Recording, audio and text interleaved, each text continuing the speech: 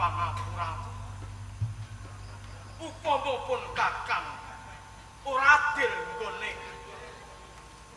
andum tresna marang sliramu saklo. Boten kok Kang Mas.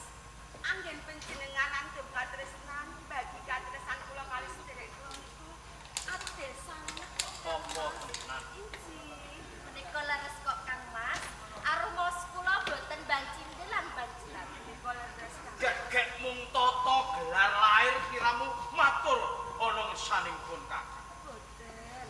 Ageng tresna kula dumateng panjenengan. Kula tresnani panjenengan lair dumateng lair tandesing batin. Najan kula mengko diwayuh kalih kadang. Kula rumasa bagya Upama ki tak wayah siji meneh ngono piye? ya ampun to Kang Mas. Ayo diwayuh malih kula njih mboten trima to. Ora kabeh iku mau mung bojengkang. Loro wae pun kakang kala wangsane wis kuwalahan. Saestu nggih Kang Mas. Ya jeng. Kula panjenengan. Saben-saben pun kakang sesandingan kelawan sliramu sak loro. Kaya-kaya jagat iki ora ana wong mulya kejaba mung rangga lawe. Semanten ugi kula Kang Mas. Awit kula ibarataken tresna kula dumateng panjenengan pindha sekupu ireng menika lho Kang Mas. Tresna kok mung sak kuku ireng iki. Lah nek ngono sithik banget. Mangkerin. Dereng rampung anggen kula matur. Kuku ireng menika Kang Mas. Sonten dipun ketok. Enjenipun badhe tukul malih. Kaya Ing mangkenipun tresna kula jek kados ngoten. Lah nek kaya ngono ora ana kerampungane nggon tresnani marang pun. Kula leres Kang Mas. Semanten ugi kula Kang Mas. Piye? Tresna kula dhateng panjenengan menika kula ibarataken kados lini banyu kali wonten ing tambak beras. Boten wonten pedhotipun Kang Mas. Yen kabeh padha matur sing kaya ngono. Pun kakang kaya-kaya ora bisa nggambarake piwasipun kakang nggone tresna marang sliramu sak kloro. Kang Mas, nanging kula badhe matur wonten kersa panjenengan dalem Kang Mas kula. Mula enggal matur supaya pun kakang ngerti apa sakjroning isen-isening ati. Paut dalu kula menika nyupenyo Kang Mas. Ya.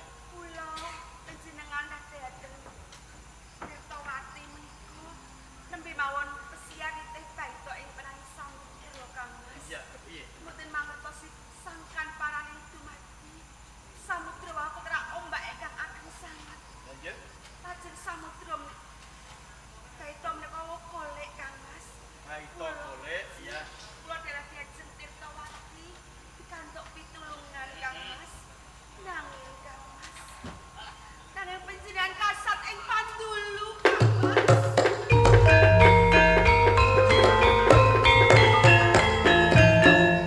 Diajeng Tirtawati lan Mertaraga.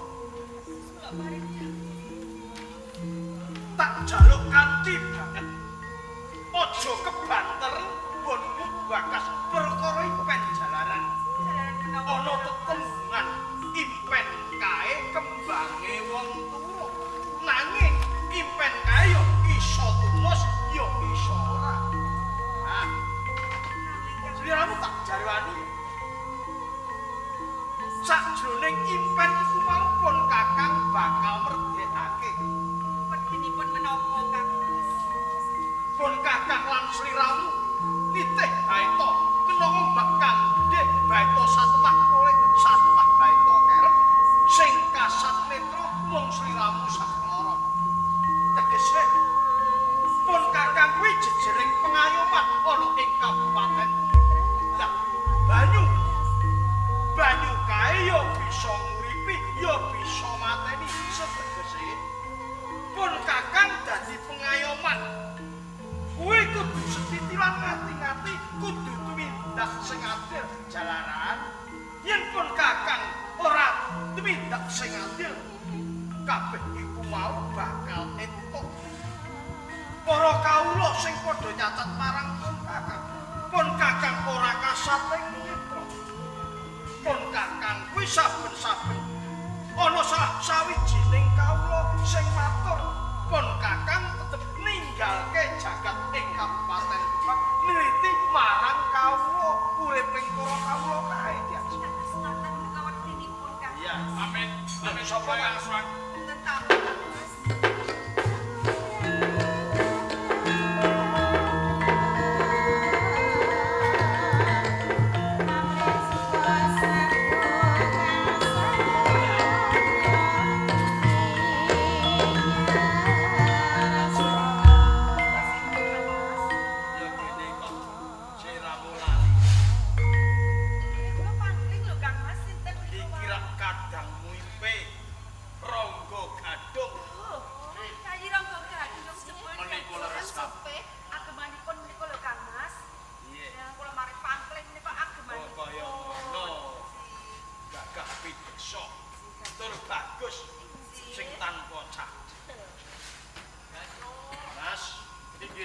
Mas Adipati Rombla. Sliramu kok beda kelawan padatan.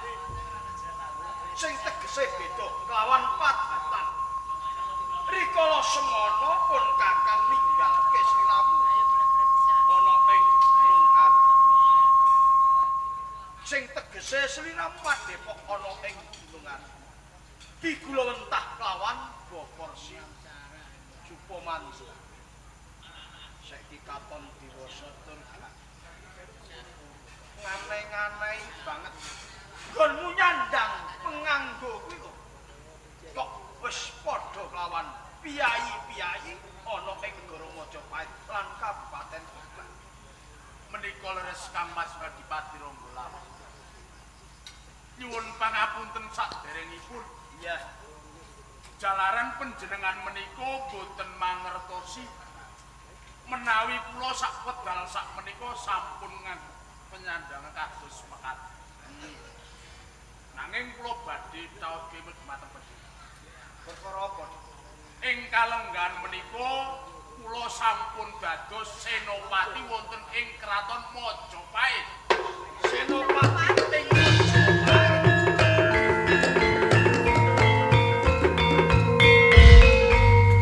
Layak toh layak. Pun Kakang melu bombong. Jalaran kudangane marang pun Kakang Siadi besok dewasane dadi wong kejengkel kan saya-saya. Saiki wis nyandang senopati ana ing negara Majapahit. Nek ngono ora bakal gawe kuciwaning pun Kakang. Nanging nyuwun sewu, Kang. Iya, piye? Rehning kula menika sampun dados senopati wonten ing kraton Majapahit. Kamangka senopati menika kedahipun manut menapa ingkang dipun dawuhaken marang Sinuwun Prabu Kertarajasa Jayawardhana. Kuwi bener aja nganti mancai gawing Nalendra. Iya.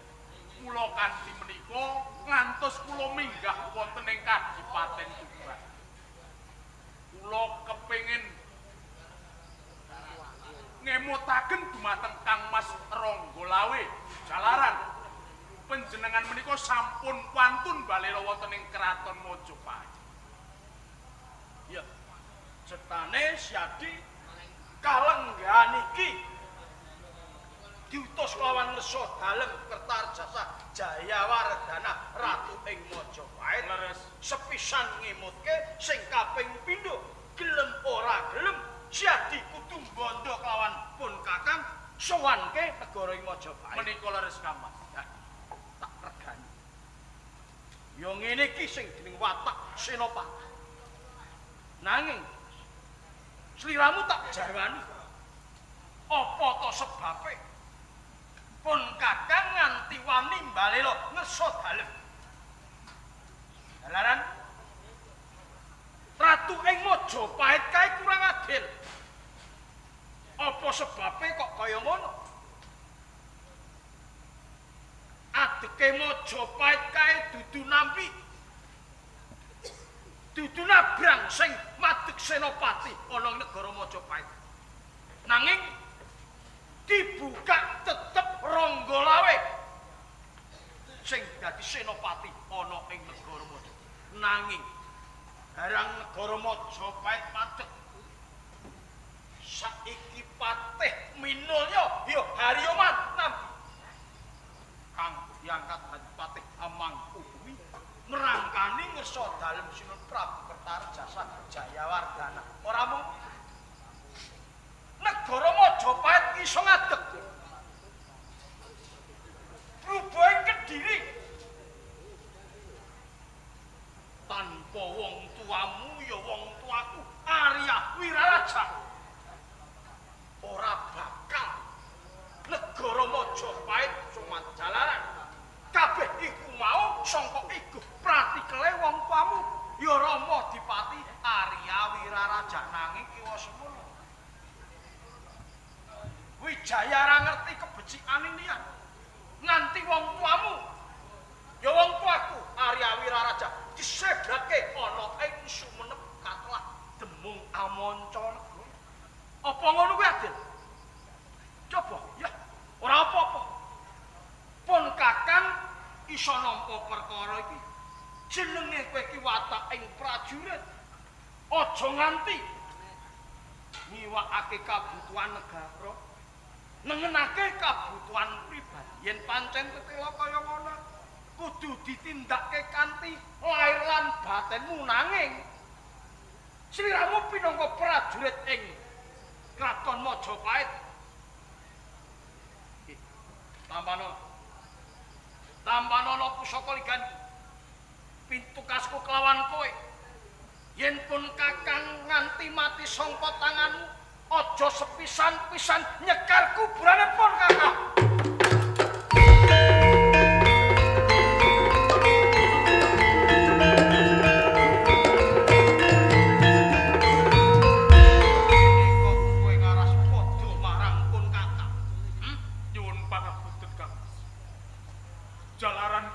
Sampun wantun dumateng panjenengan. Kula menika mboten mangertosi lelampahan ingkang sampun dumadi wonten ing Kraton Majapahit. Mila kanthi menika panjenengan pinangka paseksen kula badhe malih tinggal merangi tiang-tiang ing Kraton Majapahit.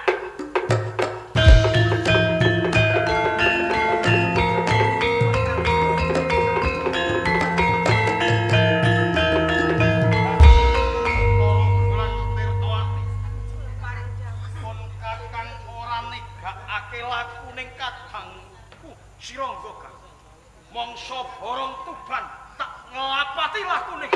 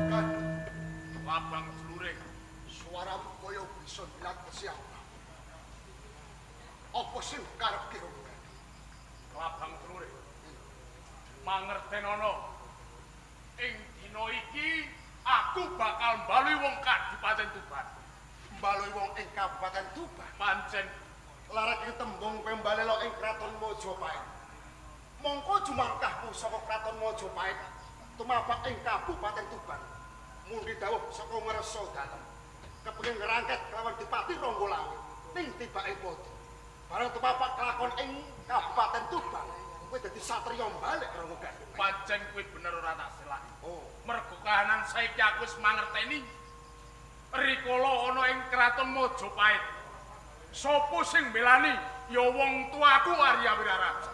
Tenare kabeh iki mung pawadan. Kowe mung kepengin golek dagangan perkara ing Kraton Majapahit. Iya. Yen sediamu kowe mbalelo sing dadi musuhmu dudu sapa sapa lain aku. Ya wis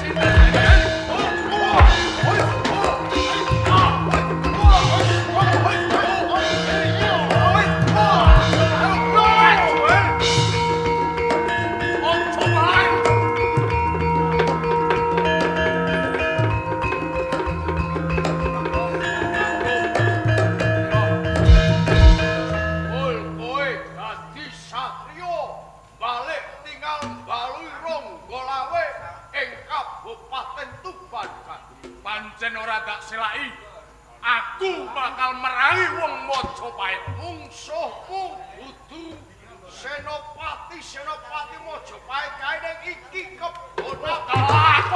Ayo film.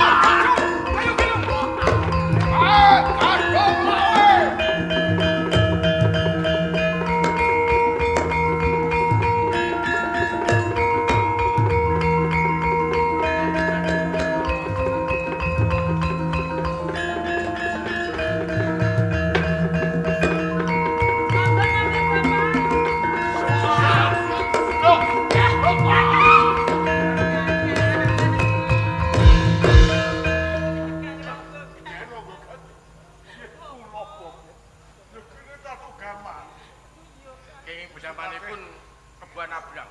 Ngantos kula tadu arang krandang kados mekaten. Sedaya menika tumindakipun Kebon Abrang Popo.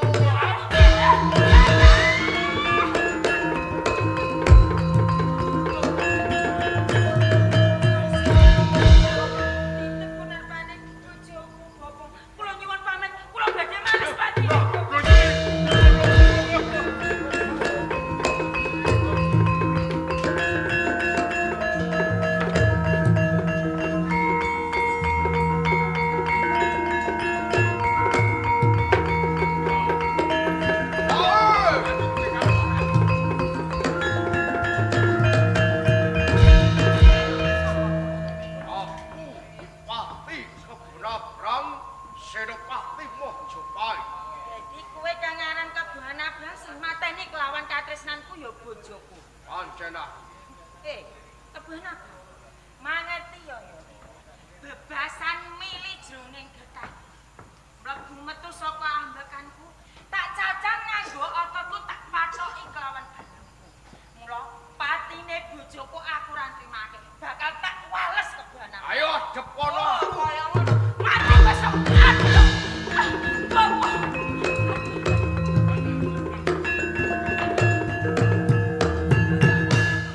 Atmi, ora kowe sing nagrei ning Ronggolawe. Loh, loh.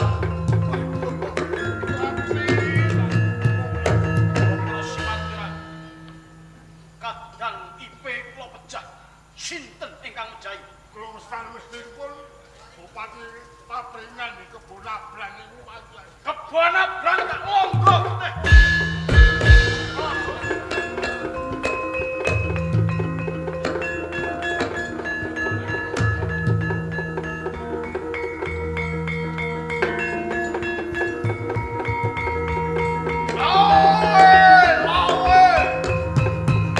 Ayo, adep kono Kebon Abrang lawe.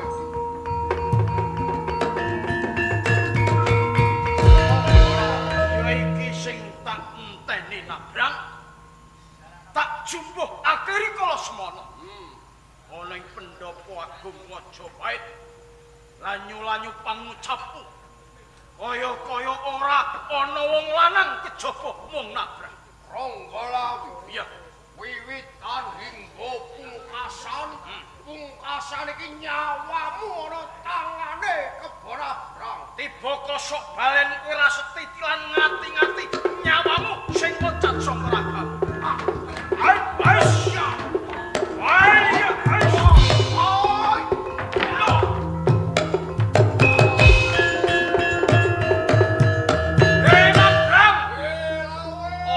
kaya bocah cilik kowe.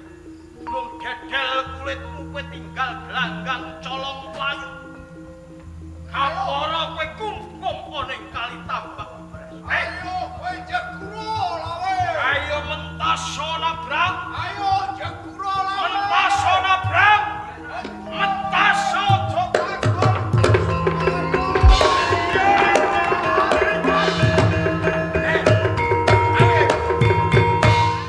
Ojo becat.